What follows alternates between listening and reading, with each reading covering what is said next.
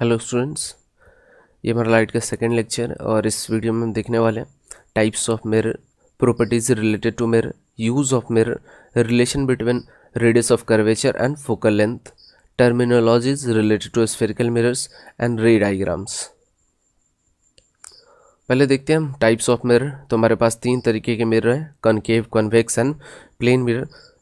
यहाँ पे अगर बात करें, जो भी हमारे मिरर होते हैं सारे स्फेरिकल सेल से ही बनाए जाते हैं। सपोज करते हैं हमारे पास कोई स्फेरिकल सेल होगा जिसका एक पर्टिकुलर फिक्स्ड रेडियस होगा। उसको अगर हम कट कर लें, अगर कट कर लेंगे तो हमारे को कुछ इस तरीके का पार्ट दिखेगा। इसमें एक बार हम क्या करते हैं, डिप्रेस्ड पोर्शन जो धंसा हुआ भाग है उसको एक बार पेंट कर देंगे तो हमारे को मिल जाएगा कॉन्वेक्स। अगर एक बार हम आउटर बल्ज पोर्शन, बाहर निकले हुए पोर्शन को अगर हम एक बार पेंट कर देंगे, जो मिरर हमें मिल जाएगा वो कहलाएगा कॉनकेव। अब नेक्स्ट बात आती है प्लेन मिरर कैसे बनेगा।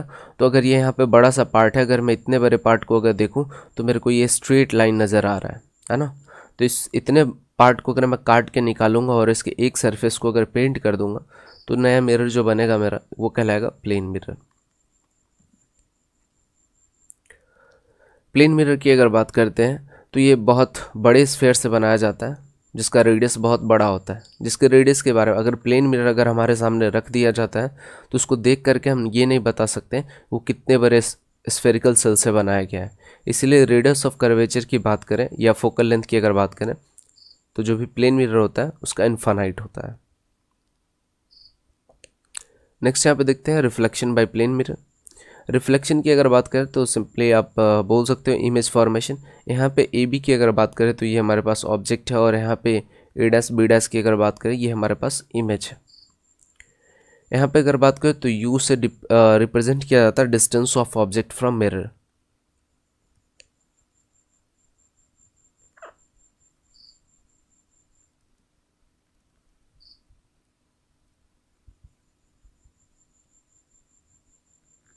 और वी से बोला जाता है distance of image from mirror.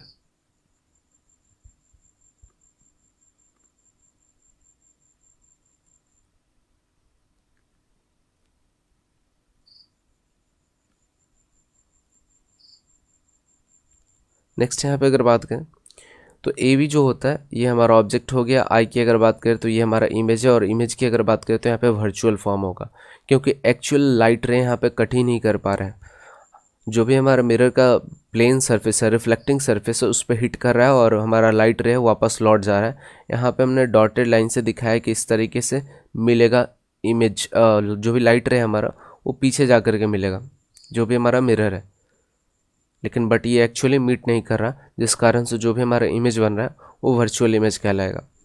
Point सी की अगर बात करें और पॉइंट आर पे बात करें तो दोनों जगह लॉ ऑफ रिफ्लेक्शन को फॉलो किया जा रहा है।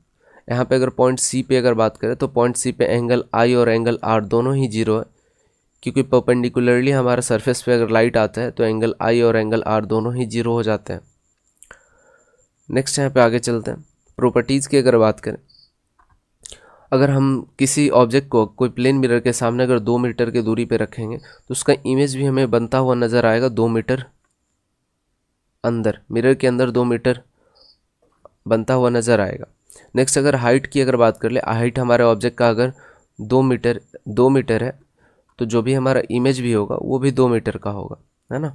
इसीलिए बोला गया है distance of object is equal to distance of image. जितना यू होगा उतना ही वी हमारा होगा। यहाँ पे साइज़ की अगर बात करें तो साइज़ भी हमारा सेम ही होता है, जितना ऑब्जेक्ट का साइज होगा उतना ही हमारा इमेज का साइज होता है जब हम प्लेन मिरर में के सामने अगर कोई ऑब्जेक्ट रखते हैं तो। दूसरा देखते हैं लैटरली इन्वर्टेड। इसका मतलब होता है ये हमारे पास ऑब्जेक्ट रहा, ये हमारे पास मिरर में जो इमेज बन रहा है उसकी अगर बात कर लें तो ऑब्जेक्ट का जो राइट वाला पार्ट होगा वो मिरर में आपको लेफ़्ट वाला दिखेगा और जो लेफ़्ट वाला पार्ट होगा वो आपको राइट वाला दिखेगा। तो ये जो फिनोमेना होता है लेफ़्ट टू राइट, यही हमारा कहलाता है लैटरली इन्वर्टेड या लैटरल इन्वर्टेड। नेक्स्ट यहाँ पे देखते हैं मैग्निफिकेशन की बात कर लेते हैं। मैग्निफिकेशन का मतलब ये हमको बताता है कि इमेज हमारा बड़ा होगा या छोटा होगा। तो प्लेन मिरर की अगर बात करें तो जो भी हमारा मैग्निफिकेशन होता है 1 होता है। मैग्निफिकेशन को स्मॉल m से रिप्रेजेंट करते हैं और इसका वैल्यू जो होता है HI/HO होता है। यहाँ पे HI की अगर बात करें तो होता है हाइट ऑफ इमेज।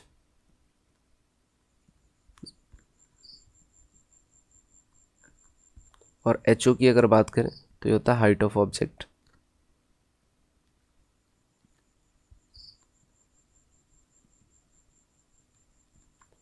नेक्स्ट यहाँ पे बात कर लेते हैं। अब यहाँ पे मैग्निफिकेशन हमारा 1 दे रखा है, तो यहाँ पे मैग्निफिकेशन की जगह पे 1 रखोगे और HI is equal to HI upon HO अगर करोगे, अगर क्रॉस मल्टीप्लाई करेंगे तो HO is equal to HI के बराबर आ गया। दैट मीन्स हम कह सकते हैं जब मैग्निफिकेशन हमारा 1 होगा, इसका ये मतलब है जो भी ऑब्जेक्ट का हाइट होगा वही हमारा इमेज का हाइट होगा, है ना। तो इस पॉइंट को थोड़ा सा याद करेंगे सारे लोग। नेक्स्ट यहाँ पे आगे बढ़ते हैं। स्फेरिकल मिरर्स की अगर बात करें तो इसमें सबसे पहला निकल के आता है कॉनकेव मिरर। कॉनकेव मिरर की अगर बात करें तो जो भी डिप्रेस्ड पोर्शन होता है, ये रहा डिप्रेस्ड पोर्शन,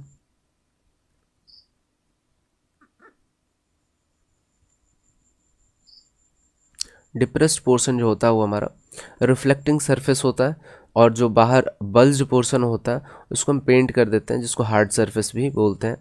अब यहाँ पे अगर बात करें जो भी हमारा कॉनकेव मिरर होता है उसके लिए फोकल लेंथ जो होता है हम नेगेटिव लेते हैं। नेक्स्ट अगर बात करें तो इसको कन्वर्जिंग मिरर भी बोला जाता है। इसका रीज़न देखते हैं। कन्वर्जिंग मिरर इसलिए बोला जाता है कि अगर लाइट रे अगर कोई दूर से आ रहा है तो आफ्टर रिफ्लेक्शन कहाँ से ये पास करता है, वो फोकस से ही पास करता है। तो सारे लाइट रे फोकस पे ही जा करके कलेक्ट होते हैं। तो एक तरीके से हमारा ये मिरर जो है सारे लाइट रे को एक ही पॉइंट पे क्या कर रहा है, कलेक्ट कर रहा है। इस कारण से इस मिरर को क्या बोला जाता है, कन्वर्जिंग मिरर बोला जाता है। नेक्स्ट यहाँ पे बात करते हैं जनरल कैरेक्टरिस्टिक की अगर बात करें तो ये मिरर जो होता है रियल इमेज का भी फॉर्मेशन करता है और वर्चुअल इमेज का भी फॉर्मेशन करता है। बट इन जनरल अगर केस की अगर बात करें तो एक जैसे जैसे हम अगर मिरर के साइड में अगर बढ़ेंगे, जैसे यहाँ पे हमारे पास मिरर है और मिरर के साइड में अगर हम बढ़ेंगे तो साइज ऑफ जो भी इमेज बनेगा वो बढ़ता चला जाएगा, जो कि हम रे डायग्राम में क्लियरली विजुअलाइज कर पाएंगे। दूसरा होता है अगर मिरर के डायरेक्शन में अगर हम बढ़ेंगे ऑब्जेक्ट को लेकर के तो उसका इमेज जो होगा ना मिरर से दूर जाएगा। ये दोनों जो है रे डायग्राम्स में हम लोग को दिख जाएगा। नेक्स्ट यहाँ पे बात करते हैं कॉन्वेक्स मिरर की। तो कॉन्वेक्स मिरर की जब भी हम बात करते हो तो आउटर बल्ज पोर्शन जो होता है, बल्ज पोर्शन जो होता है बाहर निकला हुआ जो हिस्सा होता है ये रहा, इसको रिफ्लेक्टिंग सरफेस बनाया जाता है।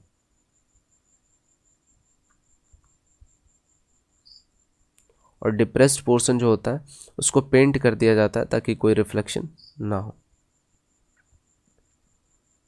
यहाँ पे अगर बात करें फोकल लेंथ की तो यहाँ पे हम फोकल लेंथ इस मिरर के लिए हम पॉजिटिव लेते हैं।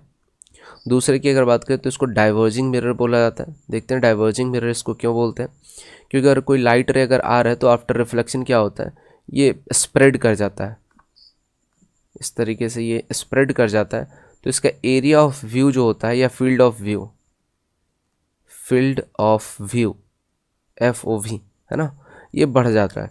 तो जिसकी वजह से फील्ड ऑफ व्यू अगर बढ़ गया तो बहुत दूर तक की चीज़ों को हम आसानी से देख पाएंगे। इसमें जो इमेज बनता है वर्चुअल होता है, इरेक्ट होता है और डिमिनिस्ड मतलब काफ़ी छोटे साइज़ का होता है, जिस कारण से हम बहुत दूर तक के ऑब्जेक्ट को देख पाएंगे बस छोटे से मिरर में। और इसी प्रॉपर्टी के कारण इसका यूज़ किया जाता है रियर व्यू मिरर में। दैट मीन्स जो व्हीकल के साइड मिरर होते हैं उसमें इसका इस्तेमाल किया जाता है जनरली। यूज़ की अगर बात करें कॉनकेव मिरर की तो कॉनकेव मिरर का इस्तेमाल जो होता है व्हीकल्स के हेडलाइट्स में किए जाते हैं, सेविंग मिरर में किए जाते हैं, सोलर फर्नेसेस में किए जाते हैं जिसको भट्ठी बोला जाता है। नेक्स्ट यहाँ पे बोलते हैं सर्च लाइट्स, उसके बाद टॉर्च में किए जाते हैं, फ्लैश लाइट्स में किए जाते हैं। Dental mirror that means dentist इसका इस्तेमाल करते हैं, ये काफ़ी इंपॉर्टेंट है, ये डेंटिस्ट का प्राइमरी मिरर होता है। नेक्स्ट है माइक्रोस्कोप की बात करते हैं तो यहाँ पे भी हमारा कॉनकेव मिरर का इस्तेमाल किया जाता है, और साथ साथ टेलीस्कोप जो होता है उसमें भी इसका इस्तेमाल किया जाता है, रिफ्लेक्टिंग टाइप टेलीस्कोप में। कॉन्वेक्स मिरर की अगर बात करें तो रियर व्यू मिरर की तरह इस्तेमाल किया जाता है व्हीकल्स में। दूसरा होता है सिक्योरिटी पर्पस के लिए बिल्डिंग्स या शॉपिंग मॉल्स वगैरह में इस्तेमाल किया जाता है क्योंकि लार्ज एरिया को कवर करता है। ATMs में अगर देखेंगे तो ATMs में भी सिक्योरिटी पर्पस के लिए इसका इस्तेमाल किया जाता है कि हम क्लियरली पैसा निकालते समय देख पाएँ कि हमारे पीछे कौन खड़ा है। नेक्स्ट यहाँ पे देखते हैं use of plane mirror. Plane mirror की अगर बात करें तो पेरिस्कोप में इसका इस्तेमाल किया जाता है, क्लेडियोस्कोप में किया जाता है, टॉर्च लाइट्स में भी किए जाते हैं, हेडलाइट्स में भी किए जाते हैं। जो हेडलाइट्स होते हैं, जो भी व्हीकल्स के हेडलाइट्स होते हैं, तो उनके साइड में जो मिरर लगा होता है वो हमारा प्लेन मिरर होता है। डेंटिस्ट का ये सेकेंडरी मिरर है। डेंटिस्ट भी इसका इस्तेमाल करते हैं कई सिनेरियो में एज ए सेकेंडरी मिरर।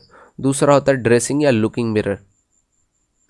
आगे बढ़ते हैं, terms related to spherical mirrors. तो सबसे पहले हमारे पास टर्म निकल के आता है एपर्चर। एपर्चर का मतलब जो होता है, जो भी हमारे पास रिफ्लेक्टिंग सरफेस होता है, उस रिफ्लेक्टिंग सरफेस को ही हम एपर्चर बोलते हैं। मैंने यहाँ पे रेड कलर से कलर किया है, यही हमारा रिफ्लेक्टिंग सरफेस और यही हमारा टोटल क्या कहलाता है, एपर्चर कहलाता है। जितना बड़ा एपर्चर होगा उतना ही क्लियर और शार्प हमारा इमेज बनता है। तो इसीलिए लोग जनरली जो होते हैं शॉपिंग मॉल में अपना फ़ोटो क्लिक करते हैं मिरर के सामने। नेक्स्ट जो होता है ना पोल। पोल की अगर बात करें तो जो भी हमारा मिरर का ज्योमेट्रिक सेंटर होता है उसी को हम पोल बोलते हैं। जैसे ये वाला मिरर की अगर बात कर ले या ये वाला मिरर, इसका ज्योमेट्रिक सेंटर ये रहा तो ये हमारा पोल कहलाएगा। नेक्स्ट यहाँ पे देखते हैं centre of curvature. Centre of curvature की अगर बात करें तो ये क्या होता है, स्फेयर का सेंटर होता है जिससे काट करके हमारा मिरर बनाया गया, उस स्फेयर का जो सेंटर होगा वही हमारा कहलाएगा सेंटर ऑफ कर्वेचर, है ना। It is the centre of sphere of which mirror is a part, forms a part. ठीक है, आगे बढ़ते हैं। प्रिंसिपल एक्सिस की अगर बात करें तो प्रिंसिपल एक्सिस जो होता है एक इमेजिनरी लाइन होता है जो प्रिंसिपल जो भी हमारा पोल होता है और सेंटर ऑफ कर्वेचर होता है उसको ज्वाइन करता है। नेक्स्ट यहाँ पे बात करें रेडियस ऑफ कर्वेचर की। तो रेडियस ऑफ कर्वेचर होता है स्फेयर का रेडियस। जैसे सपोज कर लेते हैं हमारे पास कोई स्फेयर था, इससे काट के हम मिरर बनाए, तो इस स्फेयर का जो रेडियस होगा ना, जिससे हम जिसका पार्ट जो हमारा मिरर बन रखा है उसका रेडियस जो होगा वही हमारा कहलाता है रेडियस ऑफ कर्वेचर। जैसे सपोज कर लेते हैं ये रेडियस ऑफ कर्वेचर 2 मीटर का होगा, इसमें हम काट के निकाल लिए एक कॉनकेव मिरर। तो अगर हमसे कोई पूछेगा कॉनकेव मिरर का रेडियस ऑफ कर्वेचर कितना हो जाएगा, तो 2 ही मीटर होगा, क्योंकि ये 2 मीटर के स्फेरिकल सेल से काट के बनाया गया। नेक्स्ट यहाँ पे बात कर लेते हैं प्रिंसिपल फोकस। प्रिंसिपल फोकस की अगर बात करें तो अगर प्रिंसिपल एक्सिस के अगर पैरेलल कोई लाइट है, सपोज करते हैं हमारे पास कॉनकेव है मिरर है, अगर प्रिंसिपल एक्सिस के अगर कोई पैरेलल लाइट रे है और आफ्टर रिफ्लेक्शन वो जहाँ से पास करेगा जिस भी पॉइंट से, तो वो पॉइंट हमारा कहलाएगा principal focus in case of concave. और कन्वेक्स की अगर बात करें तो एक्चुअली में कट नहीं करेगा, ये कट करता हुआ हमारे को नज़र आएगा।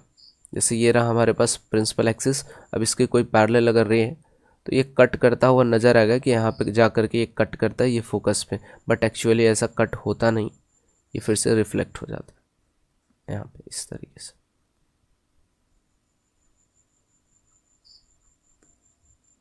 तो इस चीज़ का खास ध्यान रखना है। आगे बढ़ते हैं, यहाँ पे देखते हैं relation between focal length and curvature. Relation की यहाँ की बात करें तो जनरल रिलेशन यही होता है कि F is equal to r/2। जो भी हमारा फोकल लेंथ होता है वो रेडियस ऑफ कर्वेचर का आधा होता है। अब यहाँ पे देखते हैं, मैं ये बोलता हूँ कि अगर हमारा एपर्चर स्मॉल है, दैट मीन्स मिरर अगर स्मॉल है, तो पॉइंट M की अगर बात करूँ तो किसके साथ ओवरलैप कर जाएगा, पॉइंट P के साथ ओवरलैप कर जाएगा। मैं बोलता हूँ कि इतना पे ले लेते हैं M या इतना पे ले लेते हैं, तो ऐसा लग रहा होगा कि M और P ऑलमोस्ट क्या है, बराबर है। तो यहाँ पे देखेंगे angle I is equal to angle R, हम जानते हैं लॉ ऑफ रिफ्लेक्शन। तो मैं यहाँ पे ये वाला अल्टरनेट इंटीरियर एंगल लिख सकता हूँ, जेड का फॉर्मेशन हो रहा है, तो हमारा एंगल I के बराबर होगा, जो कि मैं एंगल R के बराबर में लिख सकता हूँ। अगर दो बेस एंगल अगर इक्वल होते हैं, दैट मीन्स अगर ये एंगल और ये एंगल अगर इक्वल हो जाए तो इनके सामने वाले साइड भी जो होते हैं वो बराबर हो जाते हैं। तो मैं ये बोल सकता हूँ ये वाला साइड जो होगा इसके बराबर हो। नेक्स्ट थिंग अगर मैं बोल सकता हूँ कि जो भी हमारा M है वो किसके ऊपर कॉन्साइड कर रहा है, P के ऊपर कॉन्साइड कर रहा है, जिसका कहने का मतलब ये है कि MF किसके बराबर हो जाएगा, PF के बराबर हो जाएगा। तो मैं ये भी बोल सकता हूँ ना PF जो है वो MF के बराबर है। अब यहाँ पे देखेंगे तो क्या हो जाएगा, PF प्लस FC, ये हमारा रेडियस ऑफ कर्वेचर के बराबर होना चाहिए, क्योंकि ये सेंटर ऑफ कर्वेचर तक जाता है, तो ये R के बराबर होना चाहिए। तो मैं लिख सकता हूँ यहाँ से यहाँ तक तो हमारा F होता है, जहाँ से लाइट रे अगर पास करता है आफ्टर रिफ्लेक्शन प्रिंसिपल एक्सिस पे, वही हमारा कहलाता है फोकल प्रिंसिपल फोकस। तो यहाँ से यहाँ तक का जो लेंथ होगा फोकल लेंथ कहलाएगा। तो 2F लिख सकता हूँ, F प्लस F तो लिख ही सकता हूँ, अगर दोनों बराबर है तो वो R के बराबर, तो 2F is equal to R हो जाएगा और हमारे पास F इजिकल टू R/2, ये रिलेशन आ गया। बस यहाँ पे एजम्पशन हमारा ये होता है कि जो भी हमारा मिरर होगा वो कैसा होगा, छोटा सा होगा। नेक्स्ट यहाँ पे रूल्स की अगर बात करें तो जनरल रूल्स होते हैं हमारे पास। अगर कोई लाइट रे अगर सेंटर ऑफ कर्वेचर से अगर पास कर रहा है तो वो बिना अनडेविएटेड, दैट मीन्स वो कहीं लॉ ऑफ रिफ्लेक्शन, इसे यहाँ पे एंगल आई और एंगल आर की अगर बात करें तो ये 0 हो जाएगा। दैट मीन्स जिस भी पाथ पे आया था उसी पाथ को ये क्या करेगा, रिट्रेस कर लेगा। देखते हैं यहाँ पे अगर किसी पॉइंट या स्फेरिकल मिरर है तो यहाँ पे अगर हम टेंजेंट अगर खींच दें तो हमको दिख रहा है कि ये वाला जो लाइट रे क्या है, सरफेस के परपेंडिकुलर है। तो जब भी ऐसा देखने को मिलता है angle I is equal to angle R that is 0 degree, तो ये रूल याद रख लेना, सेंटर ऑफ कर्वेचर से अगर कोई लाइट रे अगर पास करेगा तो उसी रास्ते अपने मतलब जो भी रास्ता है उसको फिर से वो रिट्रेस कर लेगा, वापस लौट जाएगा उसी रास्ते पे। नेक्स्ट यहाँ पे देखिए कन्वेक्स मिरर की केस में भी ऐसा ही होता है। अगर सेंटर ऑफ कर्वेचर से पास होता हुआ हमारे को नज़र आ रहा है तो अपने सेम ही पाथ पे, जिस पाथ पे वो आया था उसी पाथ पे क्या होगा, लाइट रे लौट जाएगा। नेक्स्ट यहाँ पे देखते हैं, नेक्स्ट हमारे पास रूल ये है कि अगर लाइट रे को हम पास कराते हैं प्रिंसिपल फोकस से तो आफ्टर रिफ्लेक्शन जो भी लाइट रे है वो क्या हो जाएगा, प्रिंसिपल एक्सिस के पैरेलल हो जाएगा। यहाँ पे दिख पा रहा हो दोनों ही सिनेरियो में। इसको उल्टा भी हम बोल सकते हैं कि अगर हमारे पास कोई कॉनकेव मिरर है, अगर कोई लाइट रे क्या हो रहा है, पैरेलल अगर आ रहा है प्रिंसिपल एक्सिस के, तो आफ्टर रिफ्लेक्शन वो कहाँ से पास करेगा, प्रिंसिपल फोकस से पास करेगा। नेक्स्ट होता है यहाँ पे देखते हैं कॉन्वेक्स के केस में,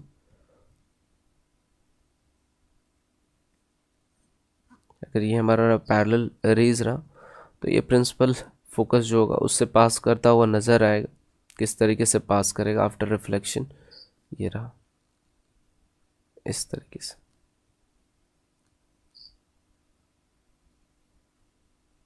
ये रहा हमारा प्रिंसिपल फोकस, तो यहाँ से पास करता हुआ नज़र आएगा। आगे बढ़ते हैं, इमेज फॉर्मेशन की अगर बात करें तो U का मतलब पहले ही बता रखा हूँ, distance of object from the mirror, और V का मतलब होता है distance of image from the mirror. तो अगर ऑब्जेक्ट हमारा इन्फिनिटी पे होगा तो जो भी हमारा इमेज बनेगा कनकेव मिरर के कारण वो कैसा बनेगा, पॉइंट साइज का बनेगा, और वो कहाँ बनेगा, फोकस पे बनेगा। तो यहाँ पे देख पाओगे कि जो भी हमारा इमेज बनाएगा कैसा बनेगा, रियल बनेगा, इन्वर्टेड बनेगा और हाईली डिमिनिश्ड मतलब बहुत ही छोटा बनेगा। ठीक है, अगर रियल बनेगा तो इतना याद कर लें कि जो भी हमारा मैग्निफिकेशन होगा वो कैसा होगा, नेगेटिव होगा। जो भी हमारा मैग्निफिकेशन होगा नेगेटिव। मिरर के केस में याद रख लेना, मैग्निफिकेशन अगर हमारा नेगेटिव है दैट मीन्स जो भी इमेज होगा हमारा रियल होगा। नेक्स्ट यहाँ पे देखते हैं, जब हमारा जो भी ऑब्जेक्ट है वो रेडियस ऑफ कर्वेचर और इन्फिनिटी के बीच में रखा हुआ है, मतलब ना ही तो ये इन्फिनिटी पे और ना ही रेडियस ऑफ कर्वेचर के, इन दोनों के अगर बीच में रखा गया है तो जो भी हमारा इमेज बनेगा वो रियल होगा, इन्वर्टेड होगा, डिमिनिश्ड होगा। बट किन के बीच ये लाई करेगा इमेज हमारा, तो जो भी हमारा फोकल लेंथ है, प्रिंसिपल फोकस है और रेडियस ऑफ कर्वेचर है, इन दोनों के बीच में ही लाई करेगा। अब एक चीज़ है यहाँ पे दोनों इमेज में हम गौर कर रहे हैं, जब हम लोग इन्फिनिटी पे थे तो पॉइंट साइज का हमारा इमेज बन रहा था, लेकिन जैसे हम इस साइड में बढ़े दैट मीन्स इन्फिनिटी से मिरर की तरफ बढ़े, वैसे वैसे क्या हो रहा है, हमारा साइज ऑफ जो इमेज है वो क्या हो रहा है, बढ़ रहा है, जो कि हमने पहले देखा था जनरल प्रॉपर्टीज़ में। यहाँ पे मैग्निफिकेशन की अगर बात करें तो मैग्निफिकेशन यहाँ पे भी रियल इमेज है तो मैग्निफिकेशन हमारा कैसा होगा, नेगेटिव होगा। तो इस चीज़ का खास ध्यान रखना है। नेक्स्ट यहाँ पे देखें, जब हमारा ऑब्जेक्ट का डिस्टेंस क्या हो जाए, सेंटर ऑफ कर्वेचर पे अगर ऑब्जेक्ट रख देंगे तो जो भी हमारा इमेज बनेगा रियल बनेगा, इन्वर्टेड बनेगा और इक्वल साइज का होगा। तो यहाँ पे अगर मैग्निफिकेशन की अगर बात करें तो मैग्निफिकेशन हमारा -1 होता है। इसके बारे में बाद में बात करेंगे, साइन कन्वेंशन बस अभी याद कर लेना है कि जो भी मैग्निफिकेशन होता है -1, इसका ये मतलब है कि जो भी हमारा हाइट ऑफ ऑब्जेक्ट होगा वो इमेज के बराबर हो जाएगा। जो भी हमारा हाइट ऑफ ऑब्जेक्ट होगा उसका हाइट इमेज के बराबर हो जाएगा, लेकिन मैग्निफिकेशन -1 है। इसका मतलब क्या है कि जो भी हमारा इमेज होगा वो उल्टा होगा, जो भी हमारा इमेज होगा वो उल्टा होगा। यहाँ पे देख पाओगे ये हमारा ऑब्जेक्ट है और जो भी हमारा यहाँ पे बन रहा है ये हमारा इमेज है, ये उल्टा है और सेम ही साइज़ का है। और कहाँ पे बन रहा है, तो एकदम रेडियस ऑफ कर्वेचर पे ही बन रहा है। तो क्वेश्चंस ये भी पूछे जा सकते हैं कि अगर हमारे पास मैग्निफिकेशन -1 है इन केस ऑफ कनकेव मिरर, तो बताइए कि हमारा इमेज कहाँ बन रहा होगा। तो सिंपल है, रेडियस ऑफ कर्वेचर पे ही इमेज हमारा क्या हो रहा होगा, बन रहा होगा। नेक्स्ट यहाँ पे देखते हैं, जब हमारा ऑब्जेक्ट जो होगा फोकल लेंथ और सेंटर ऑफ कर्वेचर के बीच में रख दिया जाए, ये रहा ऑब्जेक्ट, तो इसका इमेज जो है रियल बनेगा। ये रहा हमारा इमेज, तो इमेज जो होगा इसका रियल बनेगा, इन्वर्टेड होगा और साथ साथ मैग्नीफाइड है बियॉन्ड सी, मतलब जो भी सेंटर ऑफ कर्वेचर है, सेंटर ऑफ कर्वेचर और जो भी इन्फिनिटी है, इनके बीच में ये हमारा इमेज बनेगा। यहाँ पे मैग्नीफिकेशन की अगर बात करें तो सिंपली आप लगा सकते हो HI/HO वाला भी लगाओगे रेशियो, तो यहाँ से देखने को मिलेगा कि जो भी हमारा HO है, HI है और ये रहा HO, तो HI is greater than HO, that's why magnification is greater than 1 in negative.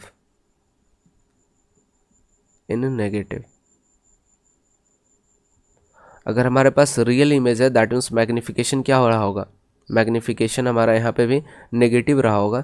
लेकिन यहाँ पे अगर बात करें तो नेगेटिव वैल्यू की अगर बात करें तो जो भी हमारा मैग्निफिकेशन का वैल्यू रहा होगा वो 1 से ज़्यादा बड़ा रहा होगा नेगेटिव में, लेकिन है ना, तो हम ये बोल सकते हैं। आगे बढ़ते हैं, अगर ऑब्जेक्ट का डिस्टेंस हमारा कहाँ हो, फोकल लेंथ पे, फोकस पे हो जाए, प्रिंसिपल फोकस पे अगर हम ऑब्जेक्ट को अगर पुट कर दें तो इसका इमेज जो बनेगा वो कैसा होगा, रियल होगा, इन्वर्टेड होगा और हाईली मैग्नीफाइड होगा, और इसका जो पोजीशन होगा ये इन्फिनिटी पे, क्योंकि हम जानते हैं पैरेलल रेज कहाँ पे जाकर के मिट करते हैं, तो इन्फिनिटी पे मिट करते हैं, जिसकी वजह से ऐसा बोला गया कि जो भी हमारा इमेज बनेगा वो कैसा होगा, लार्ज होगा। अगर ये इन्फिनिटी पे जाकर के मिलेगा, सपोज कर लेते हैं इन्फिनिटी यहाँ पे, तो आप देख पाओगे कितने बार इमेज बन रहा है इसका, है ना। तो इस सिनेरियो में जब हमारा ऑब्जेक्ट प्रिंसिपल फोकस पे रख दिया जाएगा तो उस सीन में क्या होगा कि जो भी हमारा इमेज बनेगा रियल होगा, इन्वर्टेड होगा, साथ साथ हाईली मैग्नीफाइड होगा। दैट मीन्स यहाँ पे अगर बात करें एम का, एम नेगेटिव ही होगा, अगर रियल बन रहा है तो नेगेटिव होगा। इन्वर्टेड मतलब उल्टा, जो भी हमारा ऑब्जेक्ट अगर सीधा होगा तो जस्ट उसका उल्टा इमेज बनेगा हमारा इमेज का। ये रहा ऑब्जेक्ट, तो इमेज अगर हमारा बनेगा तो एफ ऊपर चला जाएगा, ए हमारा ऊपर है, दैट मीन्स इस तरीके से बनेगा नीचे की तरफ। ये रहा हमारे पास एफ और ये रहा हमारे पास ए, ये इस तरीके से हमारा इमेज बनेगा। नेक्स्ट यहाँ पे बात करते हैं, जब हमारा ऑब्जेक्ट का डिस्टेंस प्रिंसिपल फोकस जो होता है, ये हमारा फोकस रहा और ये रहा हमारा पोल, इन दोनों के बीच में अगर हमारा ऑब्जेक्ट रख दिया जाए तो ये जो इमेज बनता है वो वर्चुअल बनता है, ये मिरर के दूसरे साइड बनता है। तो ये वर्चुअल इमेज होता है, इरेक्ट मतलब सीधा, मतलब जिस तरीके से ऑब्जेक्ट रखा हुआ उसी तरीके से हमारा इमेज होगा, है ना। मैग्नीफाइड होता है, दैट मीन्स यहाँ पे मैग्नीफिकेशन की अगर बात करें, अगर वर्चुअल बन रहा है तो हमारा जो भी मैग्नीफिकेशन होगा कैसा होगा, पॉजिटिव होगा, और मैग्नीफाइड है तो एम का वैल्यू ग्रेटर देन 1।